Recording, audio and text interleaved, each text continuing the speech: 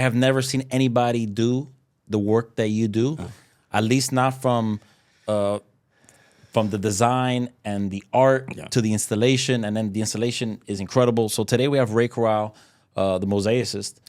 Are we rolling? Yeah, we're rolling. All right. I don't know what a mosaicist is, by the way, but I know that when I think of mosaic tile, you're the first person I think about. Well, thank you. I mean, if you follow my account, and you're the first person I'm looking at because I'm constantly on that thing. But, anyways, thank you, and thank you again, Oscar, for having me here. So, listen, we appreciate you being here, and we've seen all your work on Instagram and what you do, not only locally but worldwide. And we're going to talk about that. But before we talk about what it is to be a mosaicist, and why you even thought about that word and that name. Talk to me about you. You grew up, where you're from. You're from Miami. Really don't know anything about you other than your work. You touched mosaicist, and a lot of people don't even know that's an actual real word. I mean, if you actually ChatGPT it, it'll tell you. But we'll go in there, and, in a little bit how I even came up with that name. It was very interesting. But I came from the arts background, so when I was younger, I was always involved with the arts, and I was always but drawing and painting and working with my hands. Since you're a little kid? Very important, yeah, very important. I have a sister. My sister was always like, they never let her do the kind of, we came from Cuban parents, so, the boy could do whatever he wanted and all that. So I was able to grow up and develop motor skills and work with my hands and in the arts. So that eventually turned into, music. Got involved. I was a percussionist for 13 years, professional percussionist, and I was a songwriter. Wow. And I produced music. So I'm on Spotify. I have a lot of my music on Spotify. Worked together with a lot of big names. Worked with Madonna for about 4 years. I used to work with Maverick, and I used to be her percussionist for a long time. So that was my claim to fame. She was a very, very popular lady. Maybe not anymore, but and then I started. I started getting older, and I built a niche in the music industry, which helped me to make money. How old are you when you started the music? I was right out of high school. Wow. So I went to Corral Senior High, graduated in 92, and 51 now. So I started right like at 20, 21, I was already playing at nightclubs. And that was really, at the time, that was a niche because there weren't these superstar DJs yet. And I was a good percussionist. I was involved in, my mom got me exposed to music, and I was very good with my hands. And that all came with the art in the hands, and that's eventually rolled into mosaicist. But then I couldn't make any money playing with bands, and touring sucked. So that life gets old.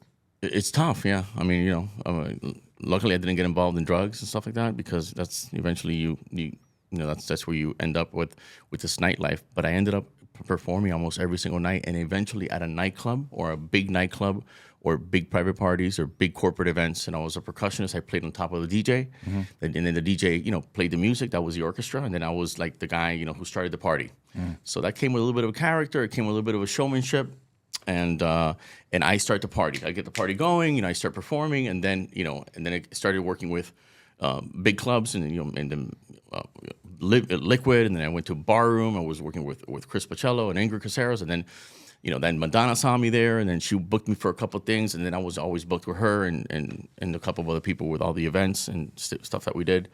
I don't have a lot of content on that because back then there were pictures, 2 or 3 pictures. Yeah, well, there weren't camera phones back then, so I have a lot of pictures, but they were all from photographers that were there at the moment. But it's not like today, and even if you had those razors, they took pictures, but at nighttime you couldn't get any pictures, and it's a reason why a lot of nightclubs were better back then. A lot of celebrities used to come out because they were maybe drunk.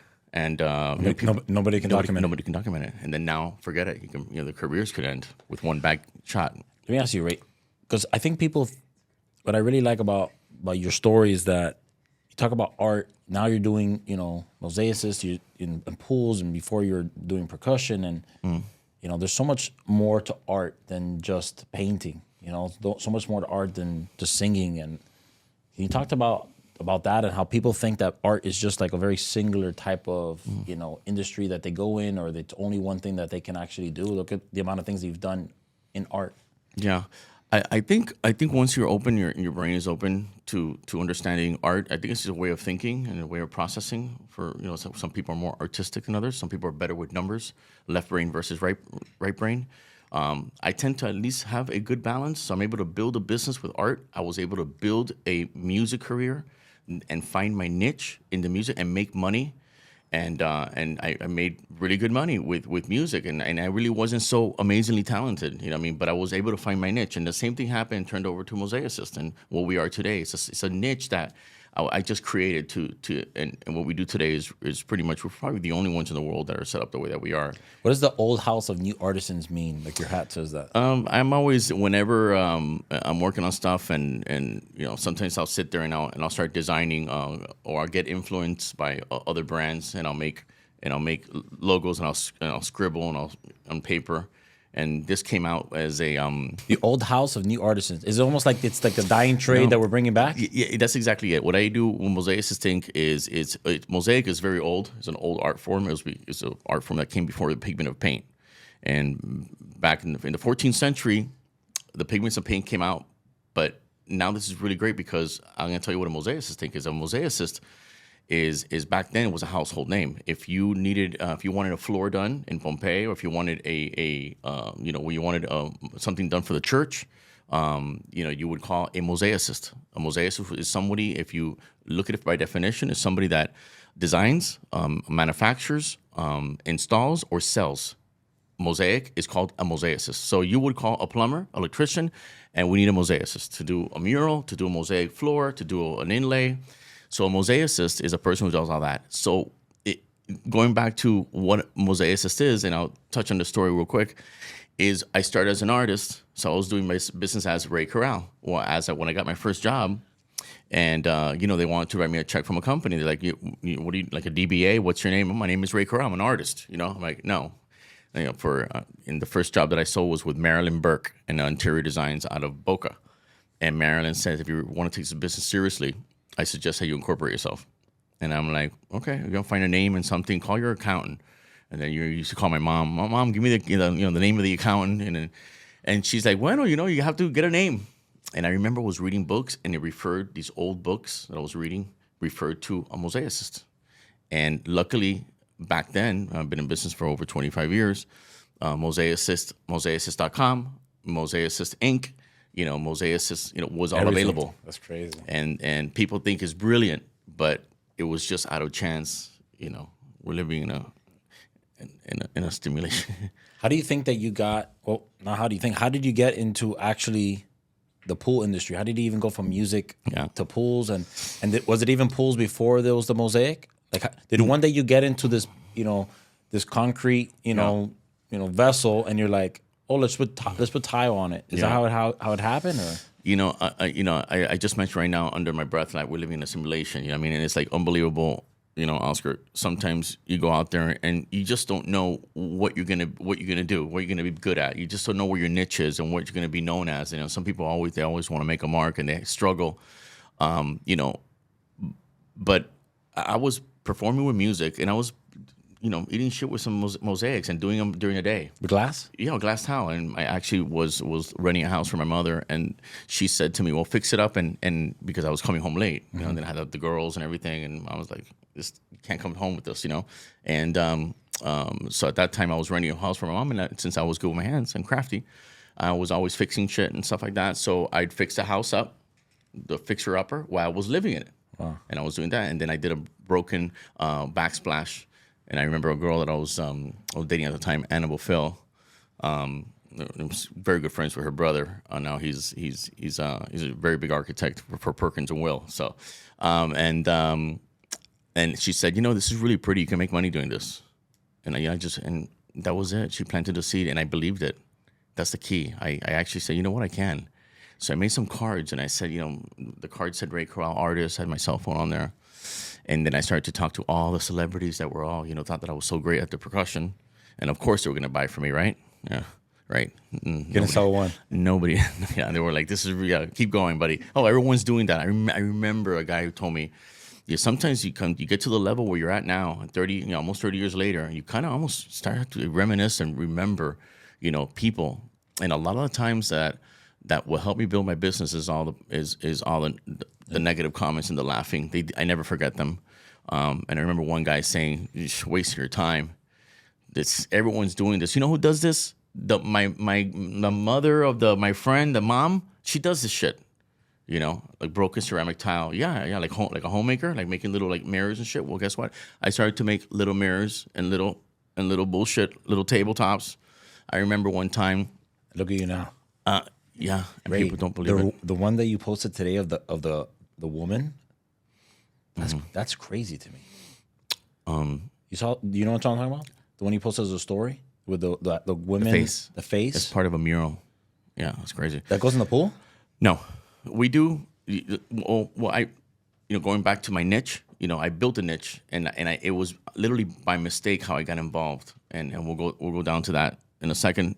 Don't forget. But I'm not gonna forget because I'm a little. Because I'm gonna forget. I'm a little scatterbrained, as you know. Me too. We have two scatterbrains here. No, so I'm doing accounting for tomorrow. I'm thinking about what I need to buy and the trip I need to take next month. You know, and this is all happening right now. You know, so but you know, I got the first call, and the call was for a mosaic in a bottom pool, a medallion. Have you ever done that before? No, it was Christos Kostakos and Terry Kostakos, the owners and chairman of E-Trade, and the house was in Palo Alto, California, and the lady was Marilyn Burke, and that's the one that said you better get incorporated, because we're not going to pay you to Ray Corral. You need to give me a social security number and all that stuff, and then so basically that's how I started, and I was always good with computers and everything, and I made the medallion. So she wanted a design at the bottom. I made it a little bigger, and I sold it, I think, for $50,000. My mom, I was sitting there with my mom at a dining room table, and I'm like, I have no idea even how to quote this shit. I have no idea, because the business is very secretive, and the business is very super secretive. Entrepreneurship. You only learn by apprenticeship, and you only learn by people teaching you or working for companies and stuff. But it's hard. It's like, where do you go to learn about mosaics and all that? And it's great because I got invited to speak at in Spilimbergo, Italy, which I would never even think I would get invited to speak, to teach students there how to build a business and how to build niches. And 30 years later, I couldn't never imagine that I would. This is the #1 university, mosaic university in the world, and it's called Mosaicist Inc. and in Spilimbergo, Italy. So I'll be speaking to not only the students that are there that fly all over the world to learn how to do mosaics. It's like a big university, like maybe 100 something students, but they're going to invite the entire rest of the students, because what happened there. And again, I'm getting a little sidetracked, is they teach the students how to do something, but then when they graduate, they're making little trinkets and little giftware, and then they sell it as consignment, just like I did. That's the biggest problem with most artists, is that they don't know how to monetize the gift that God gave them. Mm-hmm. And they feel almost embarrassed to charge. And it happens to my mother-in-law. My mother-in-law is an incredible artist. She's an incredible painter. But to be an artist and to be a businesswoman or a businessman, it's completely different. Yeah, but it's a double-edged sword, because I'm an artist, but then I just make too much money. So you know what? You're not really a real artist. You know what I mean? You have to be fine. You have to be a little bit broke. You got to be on the floor. Yeah. You have to have. You're not pure. You make. Yeah. Forget it. But I lost, and right now it's funny because I'm building myself as an artist again. Literally in the last 2-3 years, I'm getting these murals. I'm right now doing a mural for UBS. I did one for St. Regis, a big, humongous, the biggest in the world rooftop glass mural for St. Regis and Longboat Key, and that all has my signature. And because I'm thinking I need to get back. I need to become an artist again. And all this money and these big jobs and this company and running the business and hiring people and building teams kind of got in the way, and I kind of like lost my own my own direction as an artist. But going back to the niche, they started the pools. It was the big thing, and that was basically. And then I started to say that I design designs and pools. It's still very new in the industry. It's not like a lot of it's still. Does anybody else do that?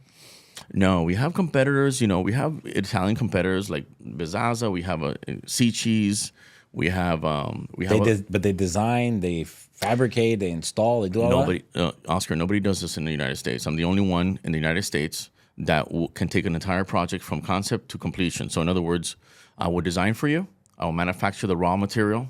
I will cut it and make the designs in my studios, and then I'll have my installers install it, and it's all under the same name. It's not like I'm going to go ahead and subcontract somebody else or whatever. So the liability is kept under one company name, and this allows people to give me their money. Here, we trust you because there's no finger pointing with me. If we fuck it up with the install, I'm not gonna blame it on Juanito or Pepe that you hired. No, Mosaicist Inc did it, the design, the installation. Oh, it came wrong.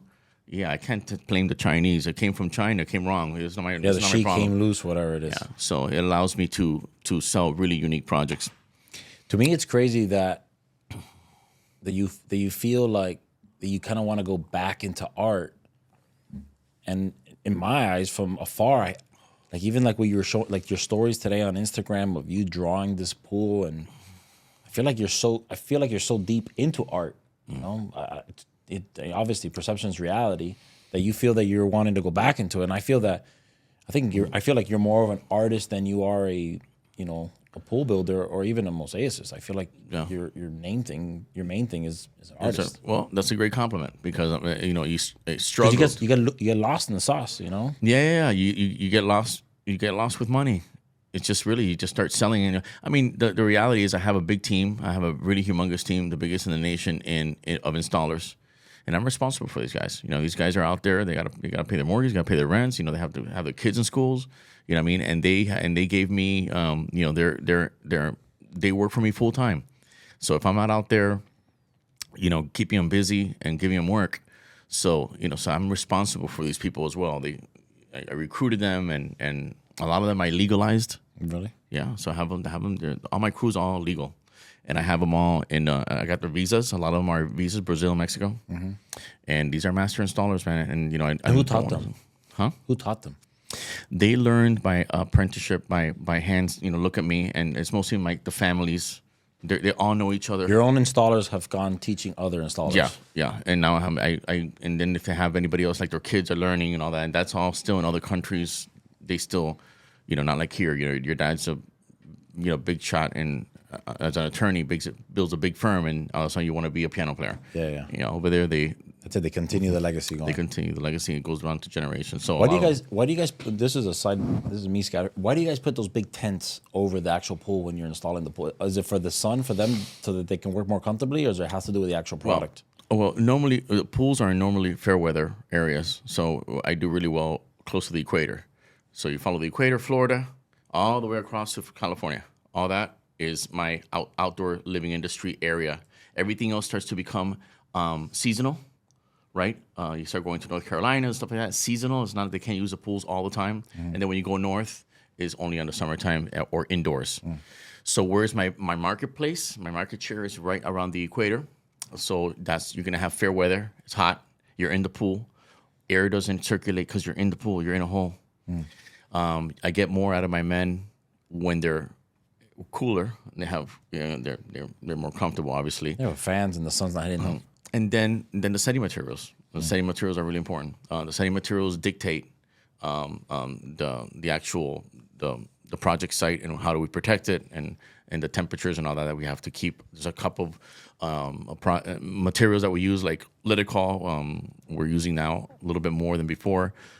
Which is epoxies, and that's you gotta be very careful with keeping the right temperatures and everything, because then the stuff hardens too quickly. It's synthetics, and and then we use cements and all that, and you gotta. I was laughing the other day because you're doing your video. What not to do? What is it? What did you call it? With the little poop sign. The shit sign. Yeah. Terrible. I know. I sometimes do those videos, and I look at them again. I'm like, oh my god. Let's see what happens on this one, and it's just. But you were talking about the installers, and they use the wrong, materials to adhere the tile, to prepare the tile. I could ask you a question about how important it is, these materials to install tile, and the obvious answer is that it's super important. Right. What blows my mind is that there's Ray the percussionist that became / artist that then did a backsplash at his house, and the girlfriend thought it was nice, and then you've had to kind of learn. You learn construction. Right. You learn construction. You were always an artist, but you've had to learn these materials and be an expert at them, because your tile can be incredible, but if the way that you're installing them is wrong, then then somebody's going to be chipping out your tiles, a couple years after. Yeah. There's a slight is you gotta be careful because when I speak about my business, there's a slight arrogance, and You're kidding me. yeah, I know, right? And believe me, dealing with these people, look, I can be abrasive, and I know I am at times, especially with my business. And what it is that I come at the very end.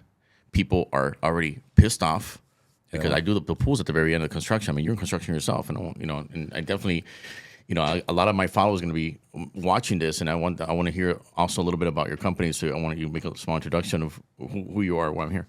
But one of the things is, you come at the very end. They're overspent. They're pissed off. There's no more money.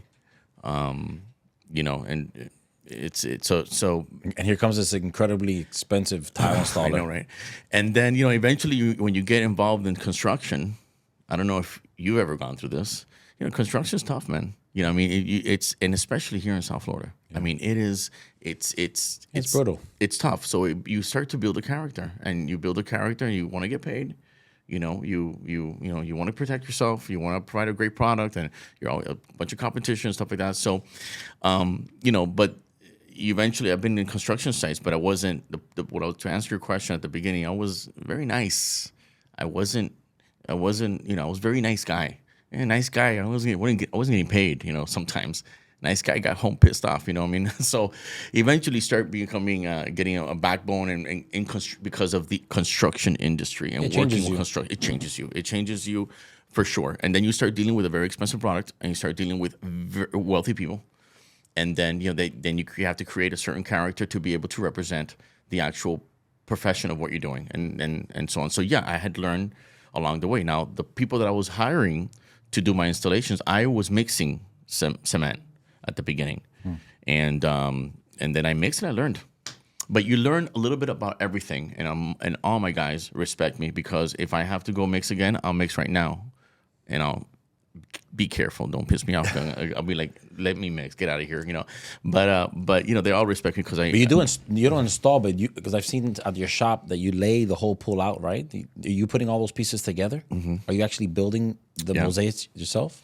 Yeah. When you ask me the questions, I can literally almost pinpoint the Instagram story that I posted. You know the story, right? That it's this long. It was a long table, and it's thousands. How many pieces of glass tile does a regular size? Well, my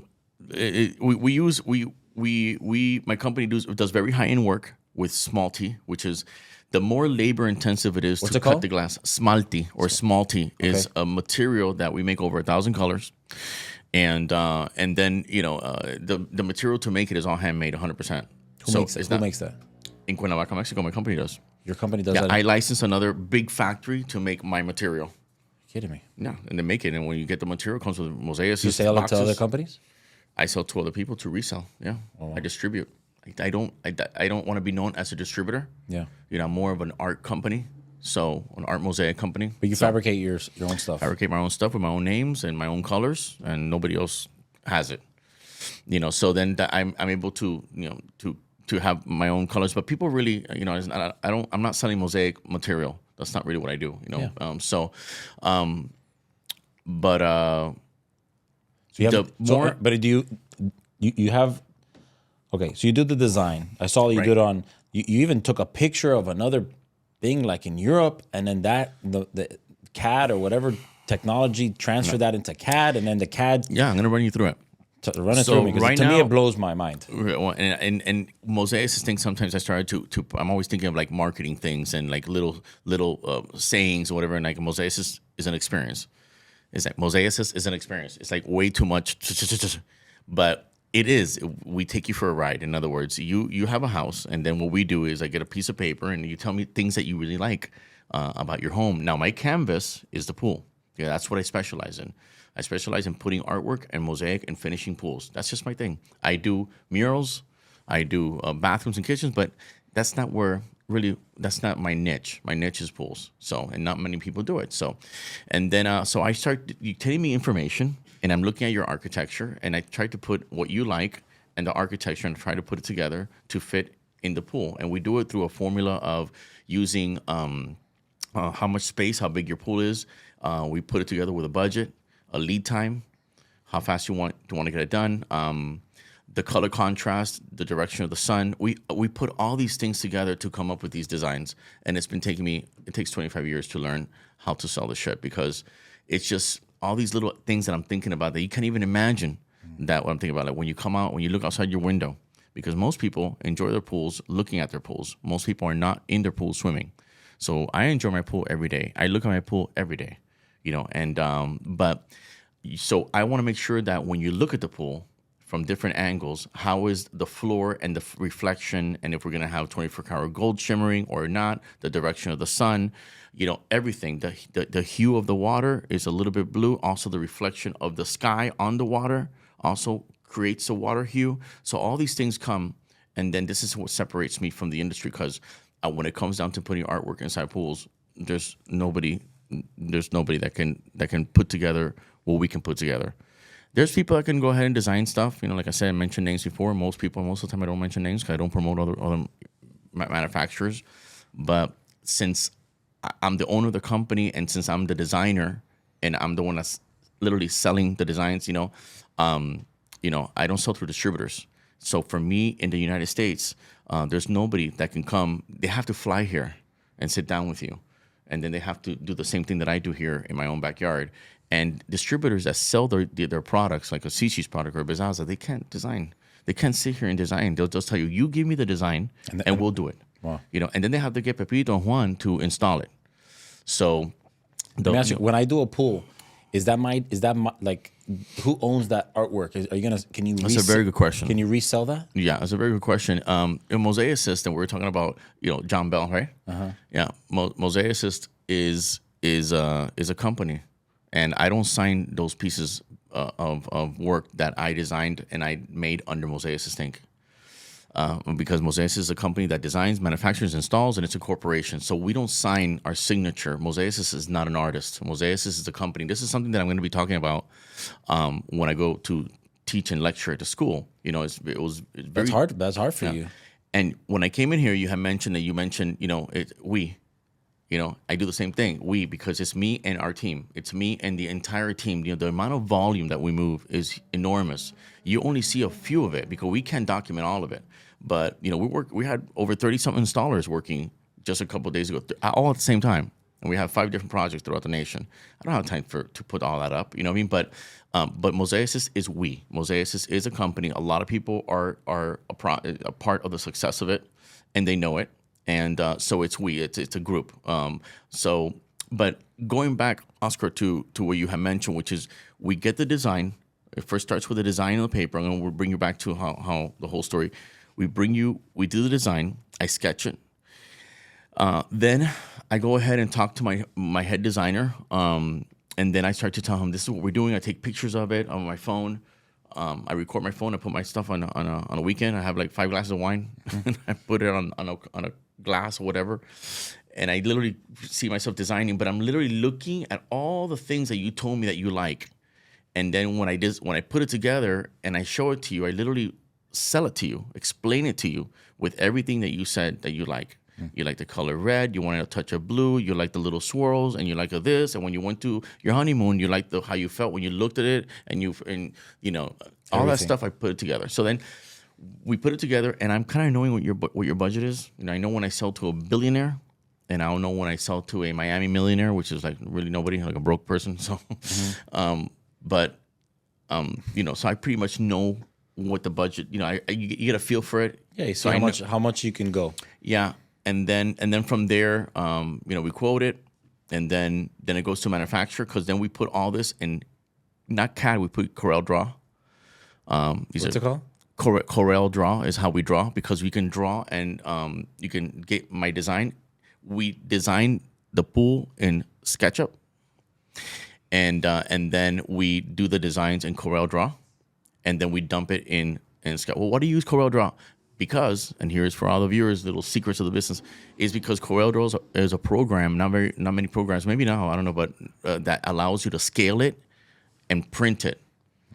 So in other words, when we design it, now we have to scale it. We have to make it big. So how do you make the design right? Like how does it come from this little drawing that you made on the computer to like the floor of the whole pool? Yeah. Because we have the printers, and the printers are printing and craft paper. and then we which is big rolls of craft paper, and then all the rolls of craft paper get laid on the floor, and then the mosaic gets done one by one. Way. You're kidding me. Yeah, that's how we get the. Well, what did you think? Before they used to draw it on craft paper. I don't know. I thought you put that in the machine, cuts the tile to the color. Excuse me, what? Machine color tile guy crazy? What? A machine? No. So no, you no. put that color pencil drawing, big as hell, Yeah. and then you're cutting tile one by one for a 30 by 80 pool. You didn't see people cutting? I mean, we got everything gets done by hand. So That's why it's so expensive. yeah. Well, let me touch on that too, because it's also something a lot of people don't know in the industry, and Because they think that the pool's 500 grand. They think that you made 480. They don't realize know, how right? much.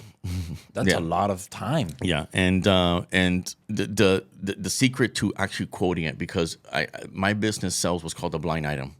So blind item is something that they know it's expensive, but they don't know how much it is really. You know how much it is to paint your house, but you know that mosaic shit, that's just expensive. And you're like, I know it's expensive, but how much is it? And everyone's like, the Curiosity. biggest curiosity is how much is it to do a pool like this? I would love to have it in my house. I know it's expensive because they don't know. And the key in the way where we formulate how to charge is the more times that we have to strike the glass to cut it, to make the design, the more expensive it is. Let me give you an example. If I have your face and I scan your face and I have your face and we do a realistic 12 by 12 picture of your face with a shadow and all the wonderful glasses and you look so good and I put it all together here, this mosaic, right? We have to cut the pieces really small and we have to use a lot of colors to make you look really real in a 12 by 12. So I'm going to charge you $1,000, right? Okay. But I'm going to charge you $1,000 to make it not 12 by 12. I'll make it 3 by 3. 3 feet by 3 feet, because it takes us less time and less cutting to do it bigger. And the smaller we make it and get all the details in there, we have to cut the glass even more. So I mentioned about Smalty. Smalty is a cube of glass that's a very old world material, and we make over 1,000 colors. And the material comes in what's called una tortilla. It comes out of like a plate. And literally they break the plate and they cut it little pieces and they put it into rice bags. And we have over 1,000 colors, you can imagine, of all different colors, and all these little, and it's expensive because the material is already starting with a handcrafted product. So, and then my artists grab it and then they cut it more to shape it to make the mosaic. So we make mosaicists to be able to, sell to and get more of a market share. We do all kinds of different mosaics. We do super high-end work, like church work, pictorial work that out of Smalty, and then we have Venetian glass, which is the machine-made squares that gets made industrially. Like the black pool that you had done or something like that. There's a pool that's completely black. Would that be like that? Yeah, the black pool that I think you're talking about. We have a lot of black pools, but the one I just posted recently was just coverage. Yeah, there was no artwork. I mean, it's expensive to finish your pool in glass tile, but there was no artwork in that. And we do that too. And there's a reason why we do that, because they got to a point that, and it's a really good story. I'll go back to that. Eventually, you say, well, when you look at my, let's say, Instagram, and you look at the feed, you'll see like not every single pool has artwork. Some of it's just one single solid color. Mm-hmm. And I built such a team of great people that as I started to build my art business as Mosaicist Inc, that I recruited such great people. I didn't want to let them go. And I have all my guys, a lot of them have been with me. A couple of them, like maybe 6 of them, all 25 years, and so on. So what I did is I had to start selling single solid colors because I had to keep them busy. And so today, about 50% of my business in pools is single solid color glass that I manufacture, and I sell it and we install it. And then the other 50% has some sort of an inlay art, which is really what's the most exciting, the reason why I'm here.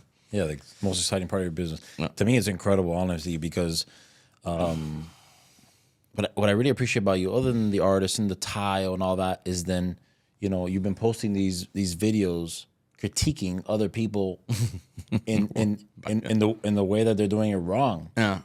Because you can be an incredible artist, but if you don't know how you don't know pools and you don't know water, you don't know mortar, you don't know stucco, you don't know Portland, you don't want to learn about Laticrete and this brand and this epoxy, you can be the greatest artist, but that shit's never gonna last in a pool. And I think that's. Can you talk about the complexity of the materials? Because a backsplash is nice, a mural at the St. Regis is nice. Put that underwater. Water is the most deadly thing water is the most deadly and most amazing thing that God created, and it can destroy your entire artwork, very quickly. Yeah, but it's again in the world of mosaics.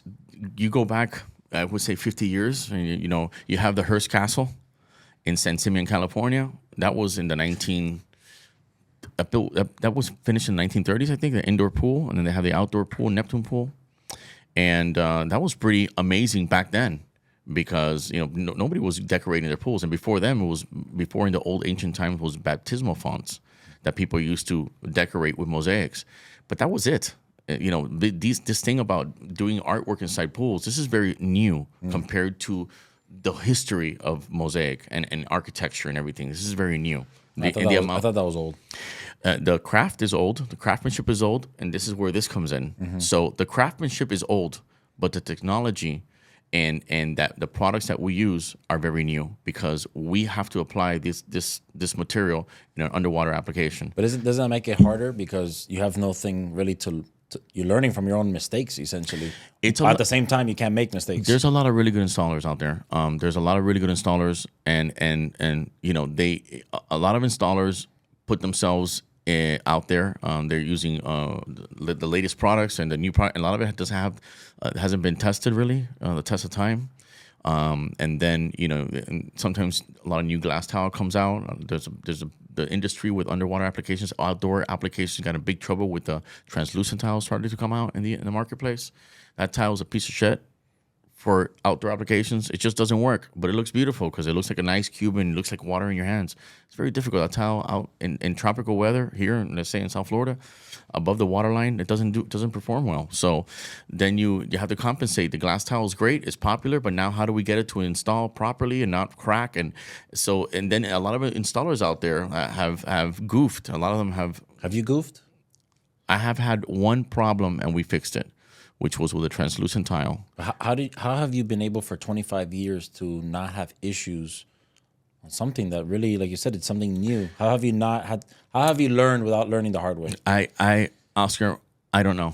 I don't know what to. I look at these other people, and there's other installers I have gone out there that then they have had failures, and a lot of them are pushing the limits of the exposure and the type of glass tile and the application, and sometimes it's very you're doing jobs that are in the middle of the winter that have snow all over it, and then we've done them too, but and then with the type of glass, it's like, oh my god, the translucent tile in my market and has been a big problem for the outdoor application. That's where a lot of people have gotten in trouble. But other than that, we work with the company that manufactures and the people that manufacture my tile have been around because I licensed them out to make my tile. Have been in business now for 85 years. So they bring a lot of knowledge and I learned everything. And in your business, if you really want to do really, really well in your business, and this is what I also share with the people out there, is you got to know everything about your business. Everything. You got to know the history of it. The materials, everything. The history of, like, if you're involved in contracting, you're building homes. You got to get your face in architectural books and history books and so one guy told me, you want to make more money in this business, learn everything about it. And when I was sitting down with the designers and all that, some of them, when I was still a very nice guy, not like I am now, right? I'm the same way, man. When I started 15 years ago, I was a much different person. Yeah. And I wish I was probably more of how I was then, but I don't think that I would be able to. I definitely wouldn't be able to. I wouldn't survive. I wouldn't be able to run this business. I wouldn't be able to be, a dad, a husband, a leader, a friend. It's too much. Like you create like a callus in your heart almost. And then you deal with you have to deal with these people that you hire. That's the subs. So Stuff. So let me ask you. Now, I think I consider yourself a successful person. Somebody, as an artist, I think you're extremely successful. I would say. Thank you. I think any artist would, would dream of having the success that you've had, be it in music or production, obviously, and even in so niche like what you're doing. What do you think motivates you to want to continue to fight the fight in a city like City of Coral Gables, like in Miami, and an industry as difficult as construction? Like, why do you want to keep doing it at this point? Like, what motivates you to continue? Who said I want to keep doing it? Okay, well, tell me. Who said I want to? There's certain things from my business that I don't want to keep doing. Certain parts of it. Which parts do you think? Getting up early. Yeah. No, just I have a really beautiful business, and my business is, Are you ready to be bought out already? Where I didn't, I don't want to do a podcast and say that, in 5 years I'm ready to sell my company, but it's something that I'm looking into now. I'm 51, and the problem is that what we do, and especially what you do, it's almost unsustainable. It's like we're sprinting a marathon every single day, so I can't even imagine. I can't even stop my business right now. Like if I want to say, you know what, I'm just gonna stop. Once you get the ball rolling, and the most difficult part is get the ball rolling. Remember, I was making little, and I started with the music, performing at night, and I started making little mirrors. Okay, people they can't even imagine that I was making little mirrors. And I don't forget, I made a coffee table. I got a table from the trash that I found, and they decorated it with tile, and it came out beautiful. I bought shit from Home Depot, and I put it in with like mastic, and then I gave it to a lady off a Sunset Place, and I told her I leave it here on consignment. And then I went over there, like I think 8 months later or something like I forgot, and the table was gone, and I'm like, I left the table here like a long time ago, like oh yeah, I don't know what happened to that table. And I think they sold it. They never even called me. Just shit like that. You know what I mean? It's like ridiculous. Designing for people, and then they're like, thank you. And then they go use it. And then later on, I see they did the pool with somebody else. Yeah. I never got a deposit. Yeah. And so, but, in today's day, the company Mosaicist has a lot to offer. I have a very big crew I have a big crew of designers. I have my own colors. And then I have a great crew of installers.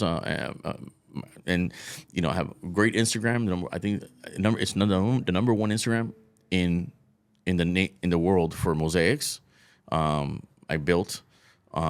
So I don't know. I can't keep Mosaicist is me. So I'm getting involved more with distributing. So then I can eventually turn over Mosaicist and maybe sell the company. But I'm gonna stay as Ray Corral, the artist. Because at the end of the day, without you, it's hard, especially without the tile and the design. It's tough, and I'm and then I'm on the internet. I mean, I'm on Instagram, and the reason why I do that, Oscar, just once in a while is because I started to learn what people like to listen, and I have a very wide. I laugh like crazy when you're doing these videos. I get it. Sometimes I post and I even want to I post it, and like an hour later I look at it again. I'm like, I better delete this shit because this is just ridiculous, And then I just the one I just put over next to Michael Jordan's house. The owner sees that. Yeah. I don't talk like that in front of the owner.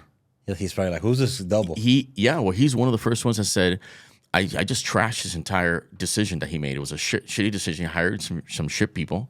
I saw him first. He didn't like my price, so he hired some fucking shit people. And oops, sorry. And so wait, so you went there? He didn't hire you? No, it came I priced wrong. it out. Yeah, they chipped it out, and then now you're redoing and now I'm it. back again. So you darn right, I'm gonna make fun of this. You know what I mean? And rightfully so. And I raised my price on him a little bit. But he sees it, and he's one of the first ones that says, then why don't you just tell people what you're going to do? And I'm like, that's next. So, but people love to see the finger pointing and look at this shit, and when that shit's spinning, and there's a certain amount of my followers that are entertained by this. Not everybody can do it. It's a little cringy sometimes. I have this wonderful brand. All the mosaic art they're flipping in their graves.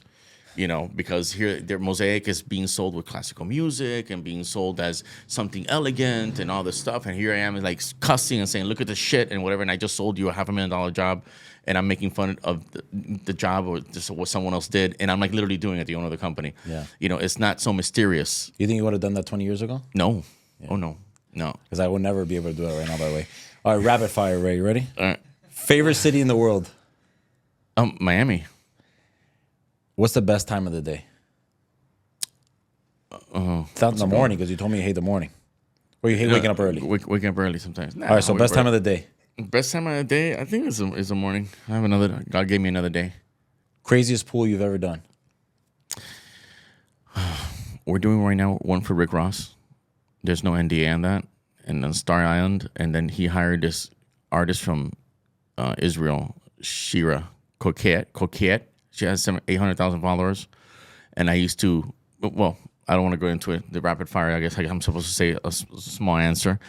I will have to say. You know what? I have an NDA, but I'm gonna say it anyways. Arthur Blank's home, owner of Home Depot in South Carolina. Sheesh. Uh, Best restaurant in Miami right now. Best restaurant in the Gables. How about that? That's interesting. Let's just say I'm socially involved with Christie's. Okay. So, favorite hobby? Tennis. Tennis? I know it's not a hobby, but I play tennis. No, it's a hobby. Play favorite sport. Okay. Ray, listen. At the end of the day, we're a construction company. We have a podcast. I've been following your page. You're very interesting as a person. You're an artist. You're a pool builder. Mosaicist. Somebody that I think a lot of artists can appreciate. You're even telling me that you do a lot. You have a foundation that you're founding. No. Talk to me about the foundation before we wrap it up. Okay, and also, again, thank you for having me on the podcast. I don't do a lot of these. I think I did like 2 of them, and they're very popular too. But I definitely, one of the things that also got my attention, and the reason why I was interested in even coming to the podcast, construction company that's a podcast. What is this all about?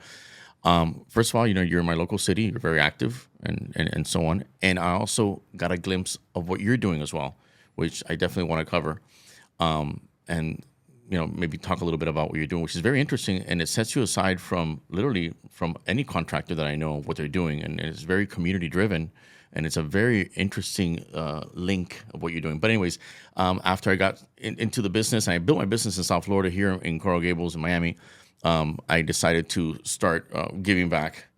And that's it. And then I have a Coral Gables Community Foundation runs my foundation and my grants, and then we give money out to artists that are up and coming. I still remember they stole my table, they sold it, they never gave me my money. Me making all this artwork while I was performing. Remember that? Well, if someone can help me with $5,000, I'll be great. And so that's what I do. I give $5,000 to an artist. We give right now it's at $50,000. We do it every year. I have my sidekick Catherine. She also sits in the city as in art in the art and culture department for the city. I probably said that wrong. I always give her different titles, but she sits in the art thing for the art thing. And for the Coral Gables. She's important.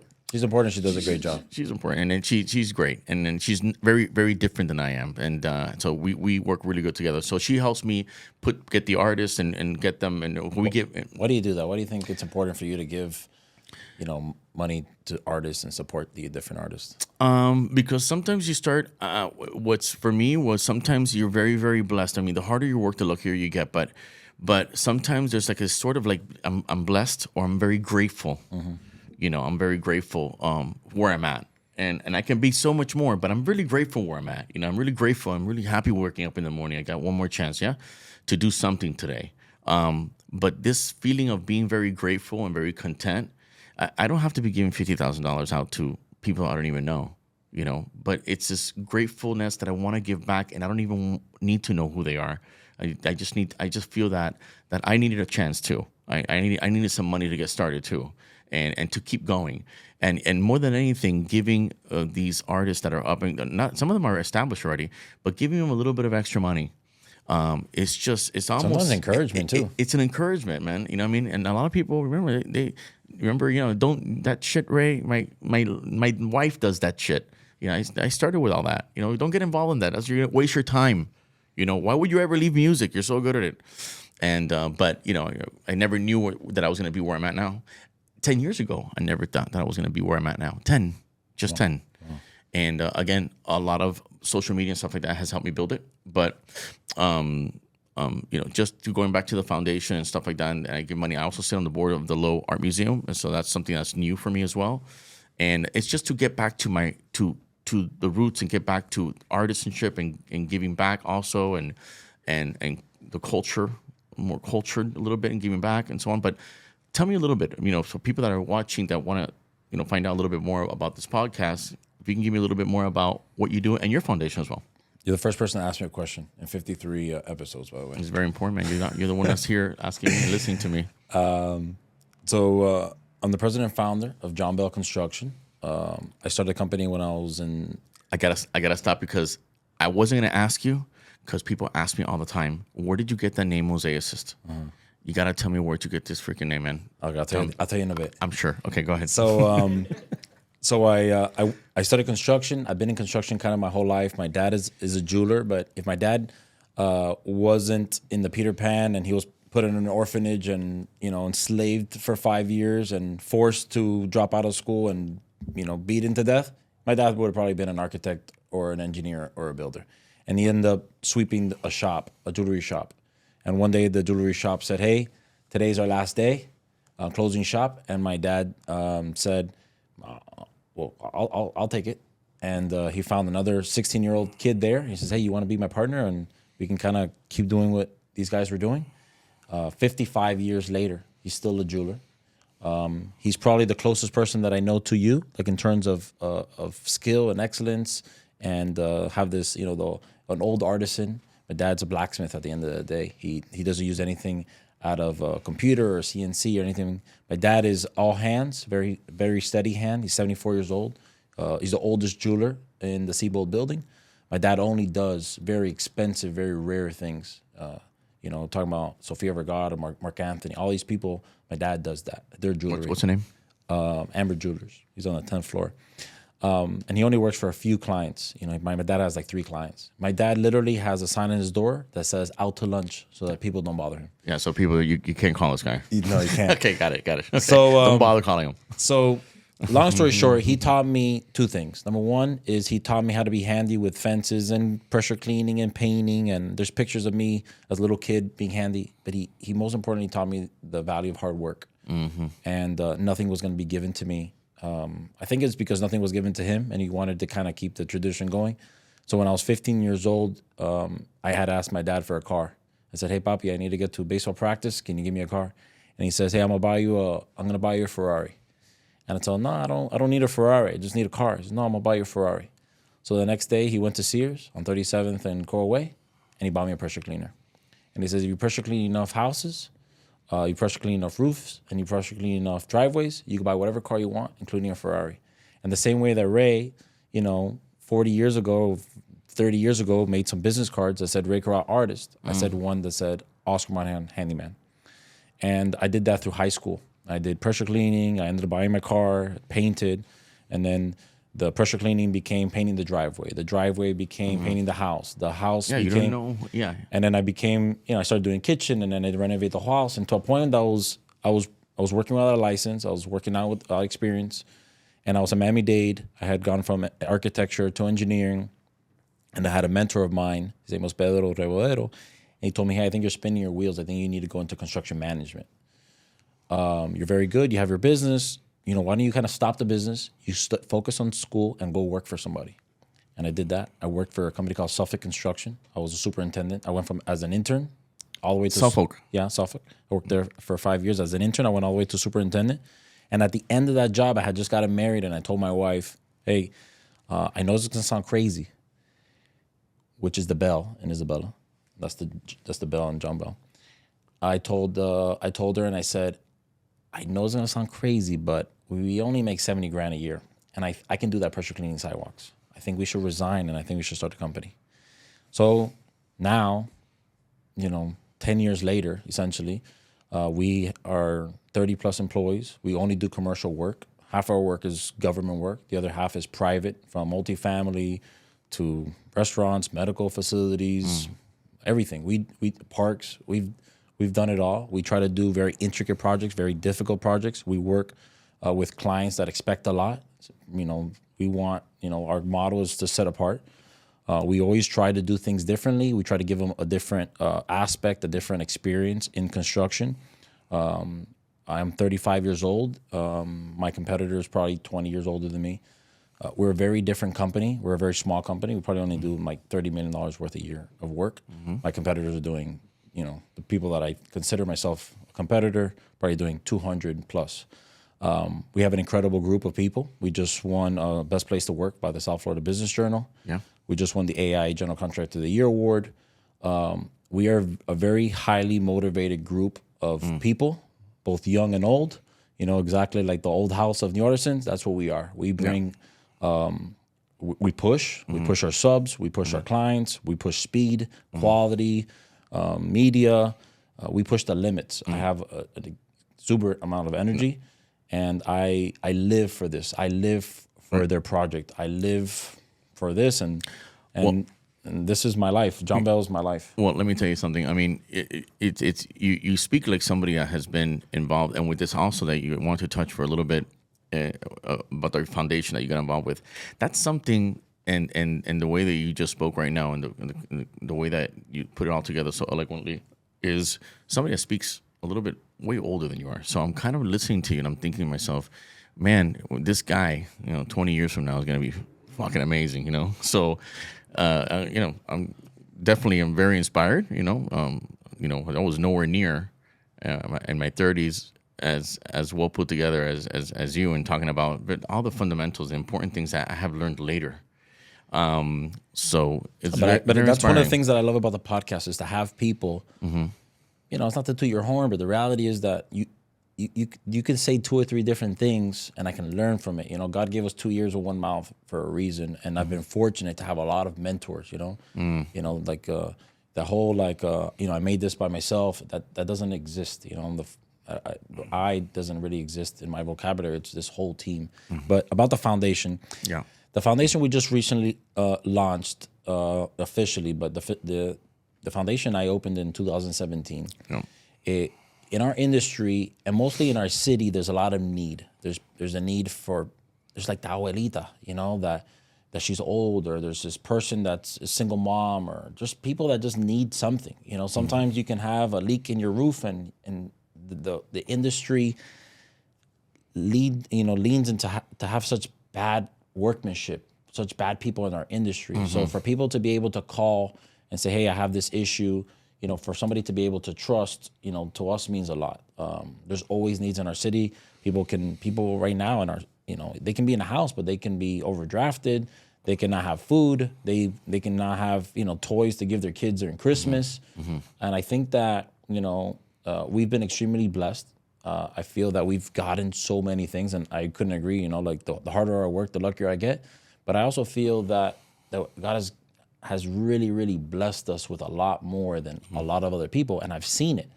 So to be able to give back is important to me, and we give back in 3 different ways. The first way we give back is we call it helping hands. So if you see a need in the community where, your neighbor is a single mom and her kitchen cabinets are falling apart, we want to know about it. If their gate, kind of is broken, we want to know about it. If they have a mold in their on their roof, we want to know about it. If the tree fell, during a hurricane and landed on their house and they don't have insurance, we want to know about it. If they trying to get to school and their car broke down and this single mom doesn't have a way to get their kids to school, we want to know about it. If that mom doesn't have money to pay for groceries because she lost her job, we want to know about it. So we're trying to help with our hands and physically, assist. We do community outreach, so we feed through turkey drives, food drives, giving gift cards. We've done a lot of, just to let the community know the John Bell exists, that we're right here in the middle of Bird Road and 60th. We're not going anywhere. Very few companies can, you can just drive up to a construction company's office and just open the door. We can do that. You can look at any other company. They have like a gate with a code and a security guard, and it's like we're not hiding. We have a podcast. We have our media. Our office is here. Open up, and you can see who we are. And then through education, there's a big need for workers in our industry.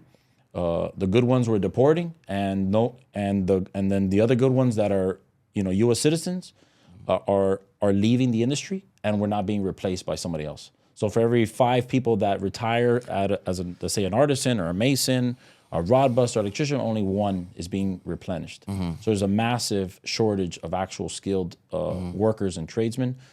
So we want to give scholarships. We want to train entrepreneur, apprenticeship programs. And we want to teach these people that, it's okay to not be a nurse. It's okay to not be a doctor or a cop or whatever your mom wants you to be.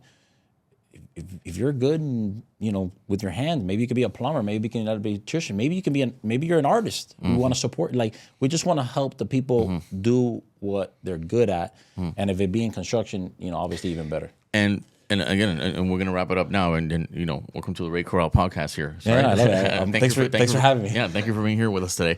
But and it's funny that you're saying that you don't get asked questions a lot, and really in reality, you have so much, and your team is so interesting. And walking into your business today, and then seeing that you do this as well, and then now listening to you and you're in construction, and then you have a foundation which you are such a community connection when with construction, especially here in South Florida, has such a bad name in it. A lot of it has a lot of bad experiences, has a lot of like never happy, always, but then again, it's brilliant, and I know it comes from fundamentals and things that you first, when you were raised, and when your family and your family values and everything that you were raised with, creates this foundation. But you do it with the construction, which is, I've never even met anybody, and it's very, very interesting. And it's really, actually, I'm telling you the honest truth, is the reason why I came. I mean, you're very nice over the phone, and you were very cool and everything, and you're young and you have a lot of energy.